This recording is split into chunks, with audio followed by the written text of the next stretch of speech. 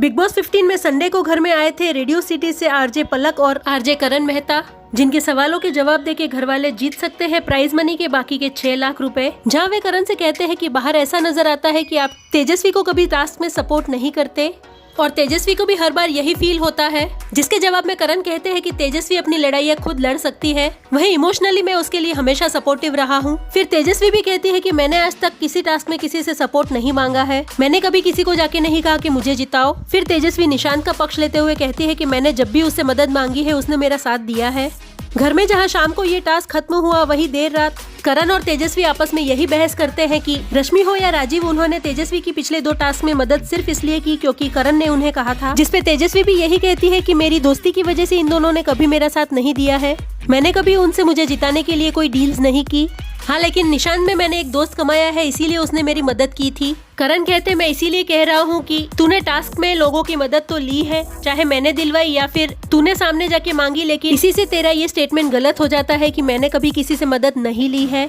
RJ ने तेजस्वी को ये भी कहा कि जब भी करण शमिता से बात करता है तुम बाद में जाके उसे पूछती हो कि क्या बात हुई। काफी देर चर्चा करने के बाद तेजस्वी और करण के बीच सब कुछ नॉर्मल होता है। वहीं कुछ देर बाद तेजस्वी फिर से यही बात निशांत से डिस्कस करती है कि आज मैं कहाँ गलत थी जब मैंने बोला कि किसी ने मेरी आज तक एज अ फ्रेंड मदद नहीं की है, सब डील की वजह से मेरी टास्क में हेल्प करते हैं। दूसरे दिन सुबह तेजस्वी की उन्हीं बातों से तंग आकर करण काफी देर तक अकेले बैठते हैं और बिग बॉस से बात करते हुए कहते हैं कि बिग बॉस मेरा दिल नहीं लग रहा यहाँ, प्लीज उमर को यहाँ भेज दो, मैं उससे बहुत सारी बातें करना चाहता हूँ। वहीं करण अपने बेड पे जाके रोते हैं और पास में रखी उमर की तस्वीर को देखते रहते हैं और वहीं पे रखी तेजस्वी की तस्वीर को उठा के नीचे ड्रॉवर में रख देते हैं।